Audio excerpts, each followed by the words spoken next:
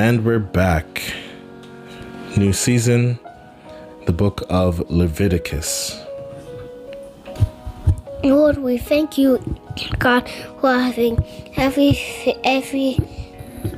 stuff that we need, and I thank you, Lord, for having stuff that we need. Amen. Amen.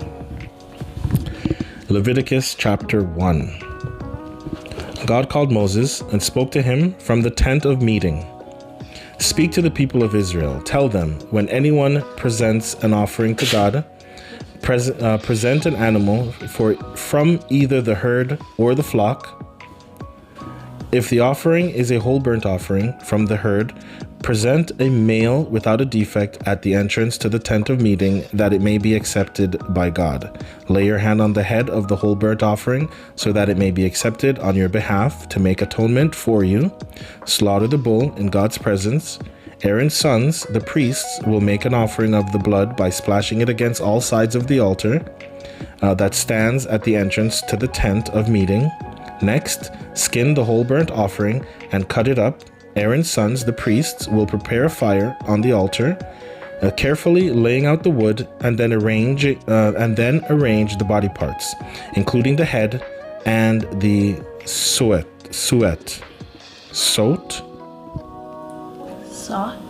No, it's S-U-E-T.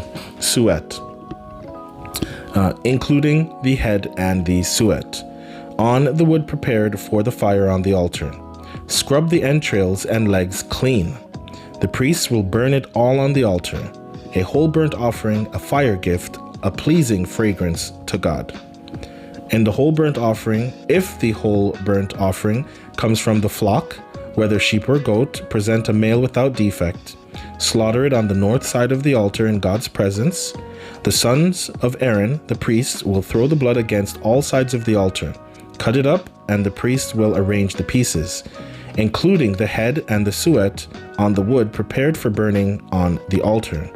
Scrub the entrails and legs clean. The priest will offer it all, burning it on the altar, a whole burnt offering, a fire gift, a pleasing fragrance to God. If a bird is presented to God for the whole burnt offering, it can be either a dove or a pigeon. The priest will bring it to the altar, wring off its head, and burn it on the altar.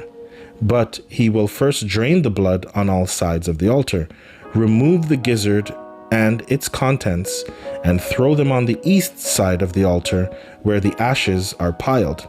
Then rip it open by its wings, but leave it in one piece and burn it on the altar, on the wood prepared for the fire. A whole burnt offering, a fire gift, a pleasing fragrance to God. Leviticus chapter 2. When you present a grain offering to God, use fine flour, pour oil on it, put incense on it, and bring it to Aaron's sons, the priests. One of them will take a handful of the fine flour and oil with all the incense and burn it on the altar for a memorial, a fire gift, a pleasing fragrance to God. The rest of the grain offering is for Aaron and his sons, a most holy part of the fire gifts to God. When you present a grain offering of oven-baked loaves, use fine flour, mix with oil but no yeast, or present wafers made without yeast and spread with oil. If you bring a grain offering cooked on a griddle, use fine flour mixed with oil but without yeast.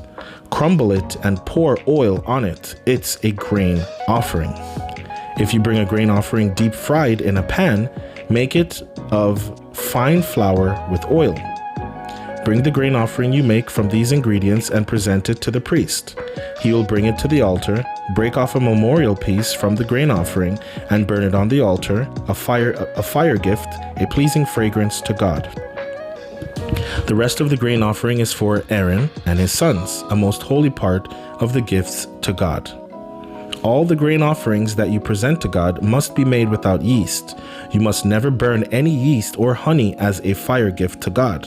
You may offer them to God as an offering of first fruits, but not on the altar as a pleasing fragrance.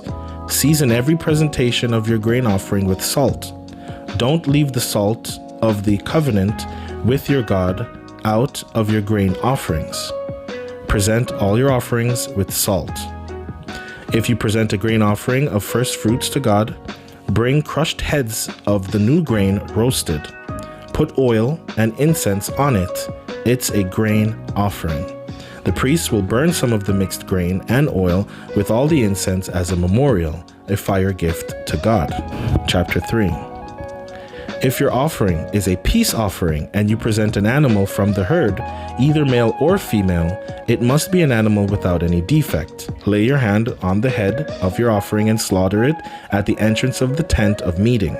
Aaron's sons, the priests, will throw the blood on all sides of the altar as a fire gift to God from the peace offering. Present all the fat that covers or is connected to the entrails, the 2 kidneys and the fat around them at the loins, and the lobe of the liver that is removed along with the kidneys. Aaron and his sons will burn it on the altar along with the whole burnt offering that is on the wood prepared for the fire, a fire gift, a pleasing fragrance to God.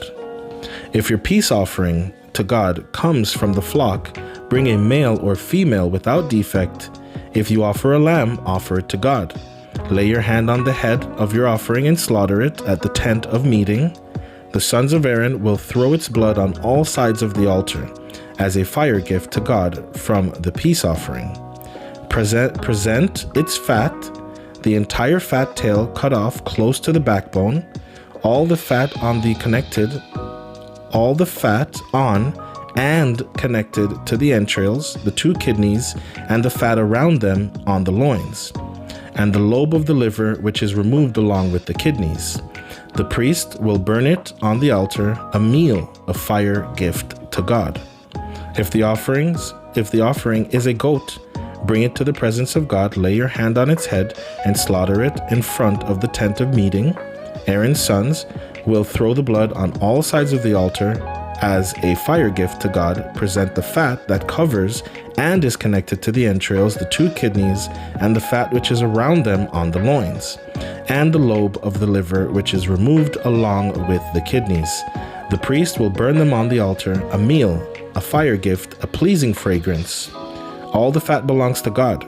This is the fixed rule down through the generations. Wherever you happen to live, don't eat the fat, don't eat the blood, none of it.